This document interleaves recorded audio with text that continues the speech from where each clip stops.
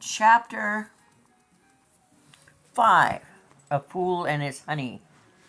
Charlaine Harris. Tea Garden Mystery. Lunch that day was a real tense meal. Heated up soup and made grilled cheese sandwiches. Ooh, I love that. And we sat together in the kitchen table in uneasy silence.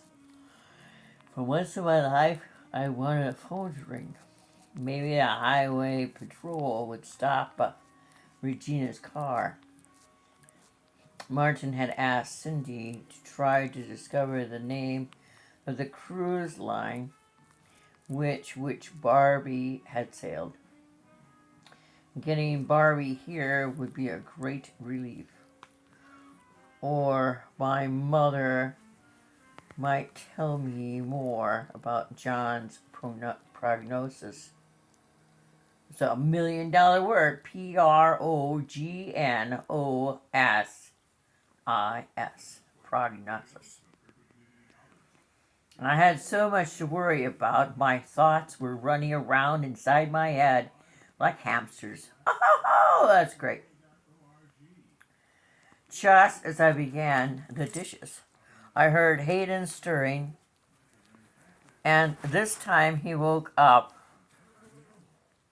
ready to raise the roof. I put a bottle in the microwave before I left the kitchen. She's got to be running out of those bottles. I was getting numb from the unaccustomed responsibility for this baby. I had never been so tired in my life, and every time I heard him tune up to cry, I leaped into action. You should have let him cry. It's good for his lungs. To starve off any more wailing. My stomach clenched every time he made a noise. An hour later, I changed Hayden, fed Hayden, burped Hayden, in short, fulfilled my part of the bargain. But he wouldn't go back to sleep. In my opinion, he should be out of the picture. It should be out of the picture until the next feeding, changing, burping cycle. But it was one he didn't seem to share. Not knowing what else to do, I was holding a baby, sitting on the couch in the library, staring down at the round face with more than a little frustration.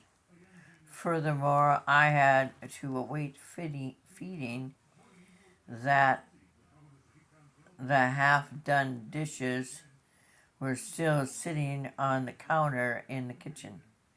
Listen, you need to give me a break, I said. Don't you know I only have so many interior resources? I definitely felt the cupboard was pretty bare in my interior resources closet. Hayden regarded me wonderingly.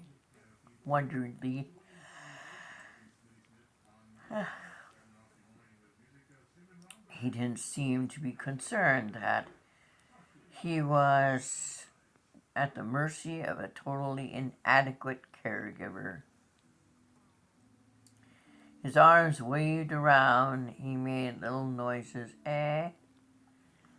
Kind of creaky grunt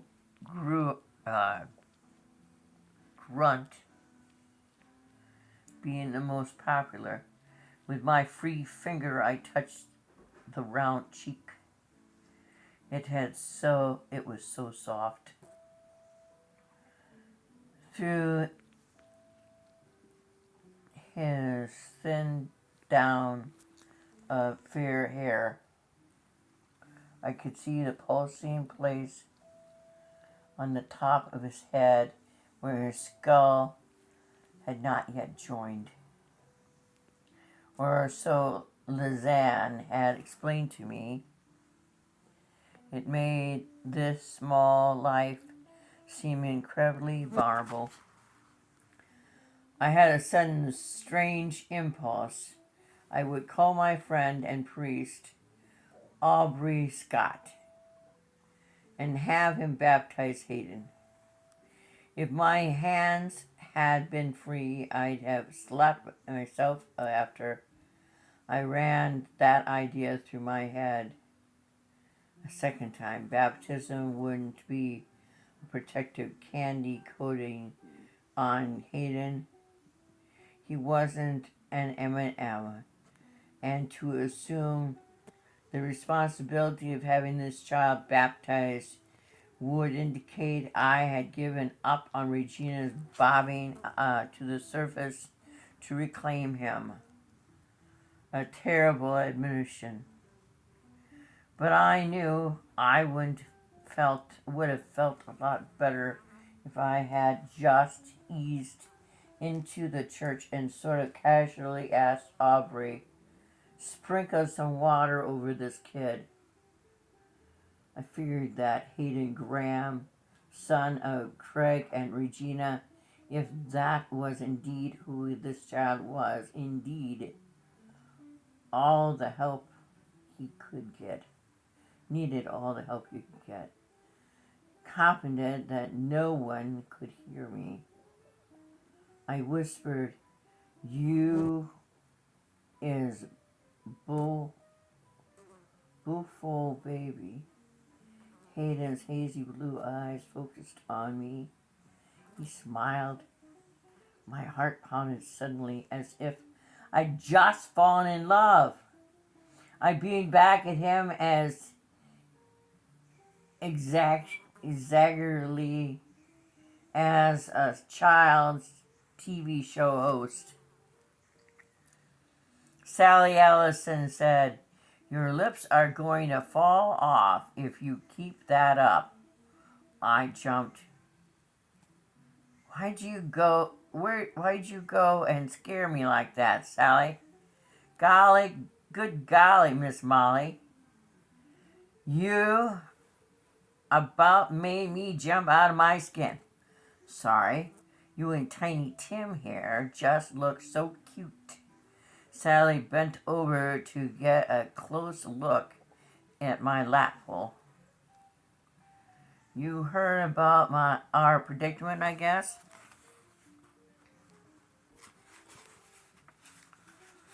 Mild-mannered reporter Sally Allison sees all, tells most.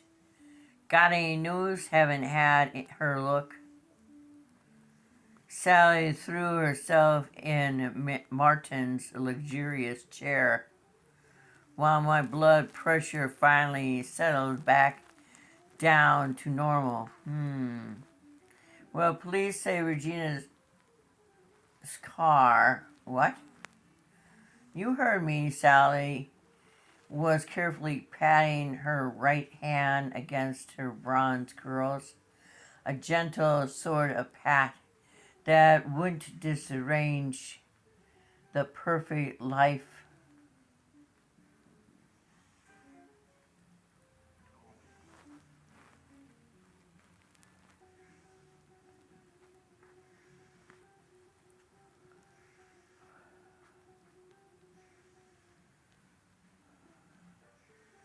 Nick Sheet pulled her compact out of her purse and powdered her nose. Then she'd rummaged for a lipstick and redefined her mouth. I think that's when they outlined their mouth. I'm unsure. This was Sally's personal checklist.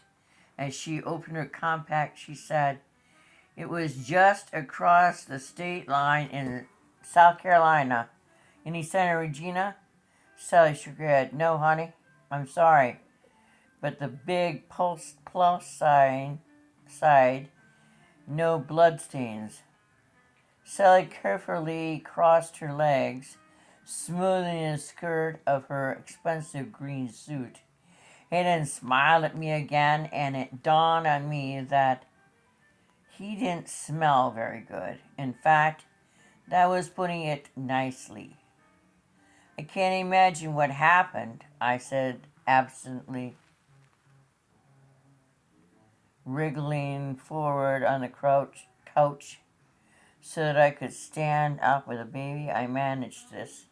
Took him to the living room, which I definitely settled on as the best place to keep a diaper bag and the rubberizing pad that you put underneath Hayden before you took him off his diaper.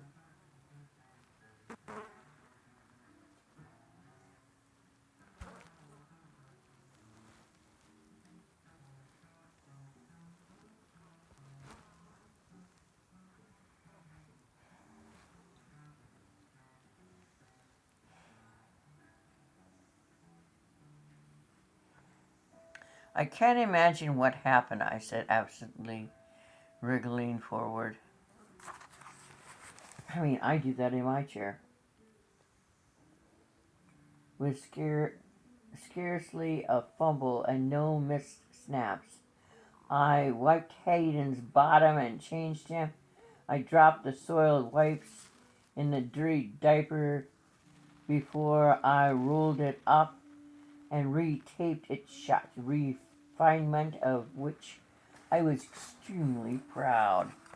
Good job, Sally said approvingly, taking the used diaper from me and marching through the dining room to deposit it in the kitchen. I heard the gush of running water as she washed her hands. I take it Martin knows about the car, I called. Sally gave me a funny look. I caught the tail end of it as she rejoined me. The sheriff came to tell him. They're out there talking in the yard. In the yard? Why would Martin talk in the yard outside? It was cold and windy and oh shit. Where was our unwanted house guest? That was why Martin was keeping the sheriff outside. What's wrong? Sally said, paying attention as usual. Nothing, I said brightly. I was darting little looks out to the hall, the dining room, and the kitchen to see if I could spy Rory. When I looked back at Sally, she was looking skeptical, to say the least. And you say, she began, her voice was extension of that skeptical look. That you have no idea what happened out here? Excuse me, Ro? But that's hardly like you. Listen here, Sally Allison. Oh, wow. They picked a name that rhymes. Sally Allison. I have a lap full of trouble without you adding to it, I said. To my own surprise.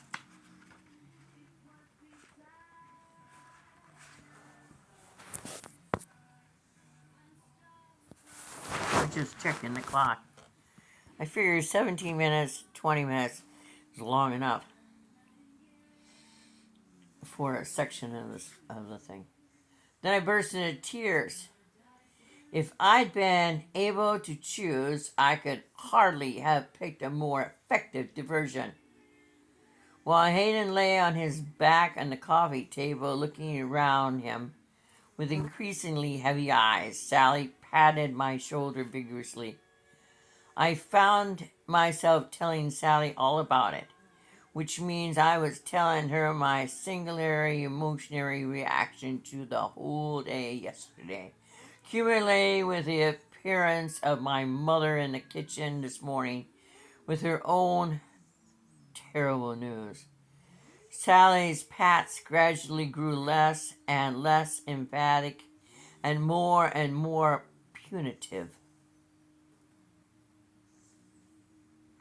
What? I asked, when it dawned on me that she looked sour rather than sympathetic. Not about you, is it? She asked brusquely. What? All this. Your stepfather's sick, your mother is preoccupied with him, and she should be. Your husband's niece is missing, and her husband's dead, so Martin's thinking more about his family than he is about you for once.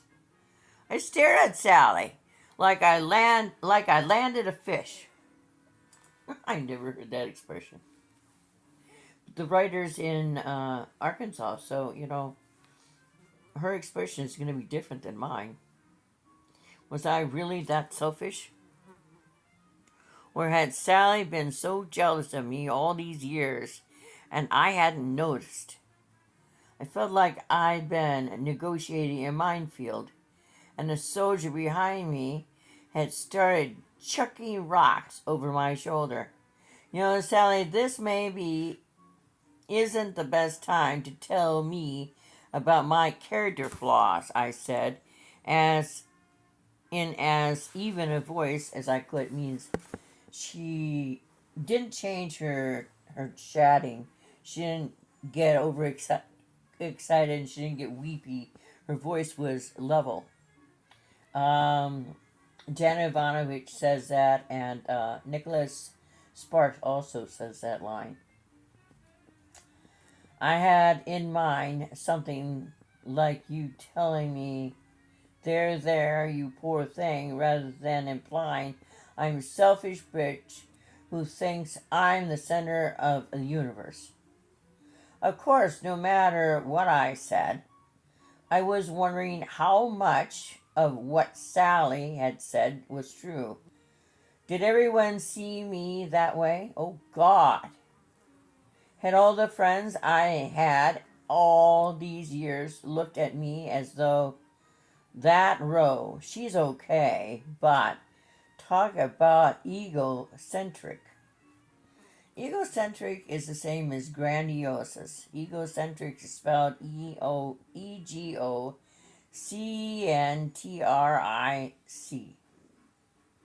It means self-involved.